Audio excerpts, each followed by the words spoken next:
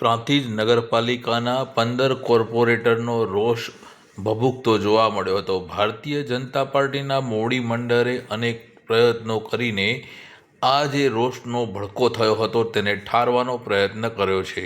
ત્યારે હિંમતનગરથી બિપિન ઓઝાએ એ 15 કોર્પોરેટરો વિશે શું વાત કરી, જોઈએ સમગ્ર રિપોર્ટમાં.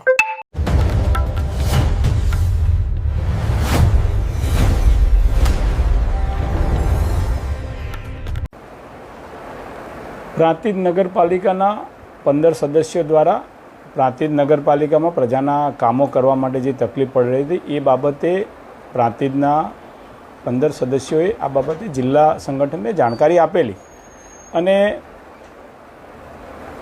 ચૂંટાયેલી ટીમ અંદરના કામ કરવાના બાબતે અંદરના પ્રશ્નોના કારણે એમને ઉતાવળમાં આવીને આ વિષય રાજીનામાનો કરેલો હતો.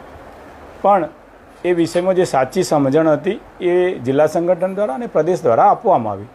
એટલે જે પણ રાજીનામા આપનાર સદસ્યો હતા એમને સાચી વસ્તુ સમજાઈ અને સમજાવટ બાદ એમને પણ અમારા જે મુદ્દા હતા અને એમના મુદ્દા એમને યોગ્ય લાગે એ રાજીનામા કોઈને આપવામાં નથી આવે. આ બાબતનો ફક્ત પત્ર જ હતો, જાણકારી આપતો.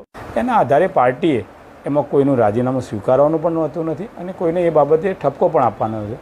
બધા વચ્ચે બેસીને જે સમજાવટથી આગળ સારી પ્રજાના કામો થાય તો પ્રયત્ન સંગઠન દ્વારા કરવામાં આવે છે. આમાં બેઠકોનો કોઈ આંકડો નિશ્ચિત ન હોય, જરૂરિયાત પ્રમાણે જે જરૂરિયાત છે એ પ્રમાણે બેઠકો થતી હોય છે. ગઈકાલે જે કમલમ ખાતે ગાંધીનગર એક બેઠકનું આયોજન કરવામાં આવ્યું હતું, તે બેઠકમાં કોણ કોણ ઉપસ્થિત રહ્યું હતું અને કેવા પ્રકારની ચર્ચા હાથ?